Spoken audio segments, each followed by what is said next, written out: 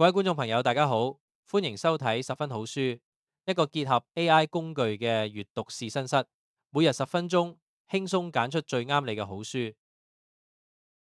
大家覺唔覺得而家人工智能越嚟越犀利，好多繁瑣或者重複性嘅工作都可以交俾電腦去做？照計，我哋人類應該越嚟越輕鬆，每日返工可以早啲收工先啱驗。但係現實往往啱啱相反，我哋每日返工反而覺得個腦越嚟越攰，放工嗰陣就好似俾人榨乾榨淨咁，連思考今晚食咩都覺得好吃力。明明我哋已經用咗好多教人點樣管理時間、點樣提高專注力嘅方法，點解大腦依然會成日當機，甚至會覺得有種透唔到氣嘅焦慮感呢？其實問題根本唔喺你嘅意志力度，而係你一直以嚟都用錯咗大腦嘅使用手冊。今日要同大家深度導讀嘅好書，叫做《大腦配速的心流工作術》，作者係擁有劍橋大學醫學同埋神經科學背景嘅專家米圖斯托羅尼。呢本書嘅副標題係人工智能時代從 A 到 A 的高效法則，讓大腦在對的狀態做對的事。作者一針見血咁指出，我哋現代人最大嘅悲哀就係用緊工業時代管理工廠機器嘅方法去管理我哋呢個身處資訊時代嘅血肉大腦。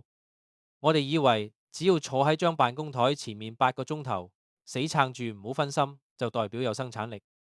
但係作者話俾我哋知，大腦從來都唔係一部可以恆速運轉嘅機器，大腦係一架需要不斷切換波段嘅棍波車。只要你學識幫大腦配速，你就可以輕易進入傳說中嘅心流狀態，喺唔透支精力嘅情況下，交出最頂級嘅工作表現。第一部分，打破工廠模式嘅大腦迷思。要明白咩叫做大腦配速，我哋首先要認清一個好殘酷嘅現實。喺人工智能時代，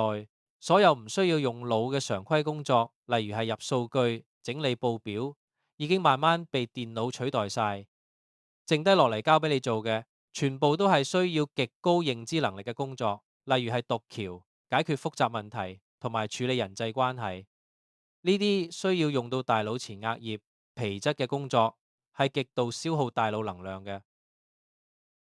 喺以前工業時代，你喺條生產線度扭螺絲，你扭得越快，扭嘅時間越長，你嘅產量就越高。呢個叫做線性回報。但係對於大腦嘅認知工作嚟講，回報絕對唔係線性嘅。你試下諗下，當你對住份企劃書，大腦已經塞實晒，一隻字都寫唔出嗰陣，你再逼自己坐多3個鐘頭，結果咪又係望住個熒幕發呆，甚至會因為焦慮而犯低級錯誤。作者話，大腦嘅能量庫容量係非常有限嘅。當葡萄糖同埋神經傳導物質消耗到七七八八，你嘅大腦就會啟動自我保護機制，強行熄機。所以繼續用死做爛做嘅工廠模式去逼迫大腦，唔單止冇效率，仲會令你陷入慢性疲勞同埋職業倦怠嘅惡性循環。我哋必須要承認，休息同埋發白日夢已經唔再係偷懶嘅表現，而係維持高階大腦運作嘅必要投資。第二部分，大腦嘅3個核心波段。既然大腦唔可以一直全速前進，咁我哋應該點樣操作呢架人體跑車呢？作者喺書入面將大腦嘅運作狀態巧妙咁劃分為3個核心波段。第一個係高波狀態，喺呢個狀態之下，你嘅大腦會分泌大量嘅去甲、腎上腺素同埋多巴胺，交感神經高度活躍，你會覺得有少少緊張，專注力就好似雷射光咁聚焦。呢個波段最適合用嚟處理需要極度精準、有明確目標同埋死線嘅任務，例如係寫程式、對數或者係處理突發嘅危機。但係記住，高波狀態非常耗油，每次最多只能夠維持45到90分鐘，超時大腦就會過熱冧檔。第二個係低波狀態，呢個時候你嘅副交感神經開始接管身體，個人會覺得好放鬆，甚至有少少眼瞓。大腦入面一個叫做預設模式網絡嘅系統會開始活躍。喺呢個狀態，你嘅思緒會好似天馬行空咁周圍走，大腦會將你平時儲存落嚟嘅碎片化資訊進行重新洗牌同埋連結。所以低波狀態就係孕育創意、讀橋同埋尋找靈感嘅最佳時機。好多時我哋沖下涼或者散下步，突然諗到條絕世好橋，就係因為大腦切換落咗低波。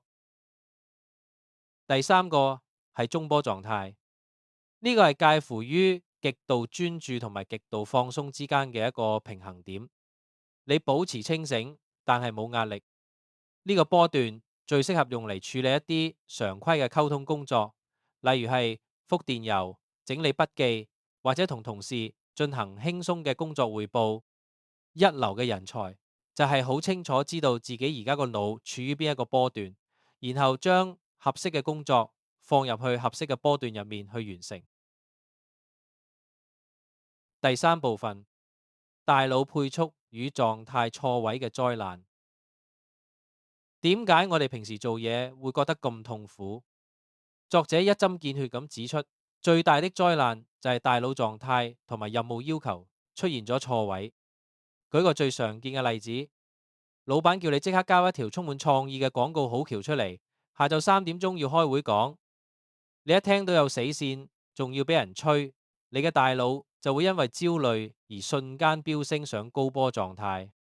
前面講過，高波狀態係用嚟處理邏輯同埋危機嘅，佢會關閉大腦廣泛連結資訊嘅能力。結果就係你越緊張，個腦就越空白，完全諗唔出任何有創意嘅嘢。呢個就係典型嘅用錯波段去推車。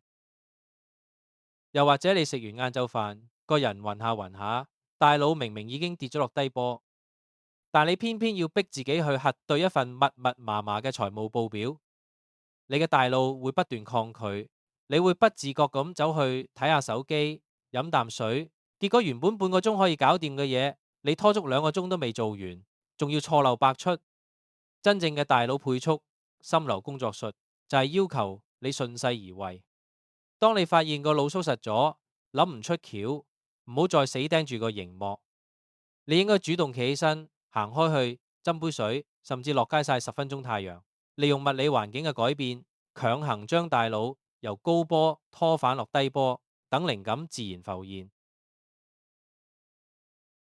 第四部分，主動切換波段嘅實用技巧。既然知道咗切換波段咁重要，咁我哋點樣可以自由控制大腦嘅波段呢？作者喺書入面教咗我哋好多基於神經科學嘅實用技巧。要將大腦推上高波，最有效嘅方法係利用感官刺激同埋設定微死線。例如，你可以飲一杯黑咖啡，或者聽一啲節奏強烈、速度大約係每分鐘120拍嘅純音樂。同時，將一個大任務拆解成好細嘅步驟，然後同自己講：我未來20分鐘乜都唔理，只係專心寫好呢3段字。呢種微小嘅緊迫感會刺激大腦分泌多巴胺，瞬間幫你集中精神。相反，如果做完一輪高強度工作，你想將大腦轉落低波去休息或者度橋，你就要主動切斷外在嘅刺激，離開你張辦公台，因為大腦已經將辦公台同壓力掛咗鈎。你可以去一個光線比較暗、比較安靜嘅地方。作者特別推崇散步呢個動作。神經科學研究證實，當我哋嘅身體處於一種規律而唔需要用腦嘅物理運動嗰陣，大腦嘅前額葉會放鬆，預設模式網絡就會接管。呢個亦都係點解歷史上好多偉大嘅思想家，例如達爾文同埋喬布斯，都非常中意透過散步去思考問題。記住，休息絕對唔係攞部手機出嚟碌社交媒體，因為碌手機依然係喺度消耗緊你大腦處理資訊嘅能量。真正嘅休息係要令大腦處於一種無聊同埋放空嘅狀態。第五部分，總結與行動指南。好啦，又到咗我哋總結嘅時間。大腦配速的心流工作術》呢本書，徹底粉碎咗我哋對努力同埋生產力嘅舊有認知。作者米圖斯托羅尼用科學嘅角度話俾我哋知，喺人工智能時代，人類最值錢嘅資產就係創意同埋複雜嘅解難能力。要發揮呢啲高階能力，我哋唔可以再做一部死轉爛轉嘅機器，而係要學識做一個高明嘅賽車手，明白大腦高波、中波同低波嘅特性，將啱嘅工作放喺啱嘅大腦狀態去處理，避免狀態錯位，並且學識利用環境同埋感官刺激，主動去幫大腦轉波，呢個先至係達到心流境界，實現由 A 去到 A 級巔峰表現嘅終極法則。呢本書我會極之強烈推薦俾所有覺得自己每日都好忙，但係工作效率好低，成日要度橋，但又成日腦閉塞嘅職場人士同埋創作者。當你睇明咗大腦嘅運作規律，你就會放低嗰種因為需要休息而產生嘅罪惡感，真正掌握高效工作嘅節奏。如果睇完今日呢條片，你只可以選擇做一件事嘅話，我俾大家嘅行動建議係：聽日返工，試下為自己設定一個神聖嘅轉波儀式。當你連續極度專注咁做咗1個鐘頭嘢之後，強制自己離開張台10分鐘，唔好帶手機，行去茶水間或者落樓下兜個圈，體驗一下呢10分鐘嘅刻意放空，點樣幫你大腦降溫，然後帶住更加清晰嘅思緒返去繼續作戰。最後，我想問大家一個問題：喺你平時嘅經驗入面，你通常喺咩環境或者做緊咩動作嘅時候，最容易突然爆發出好好嘅靈感同埋創意呢？係搭車、沖涼定係臨瞓前呢？歡迎喺下面留言分享你嘅低波狀態秘訣，等我哋一齊交流下啦。如果你中意呢條片，請俾個 like 同訂閱，亦可以使用 Super Thanks 支持我哋繼續製作好內容。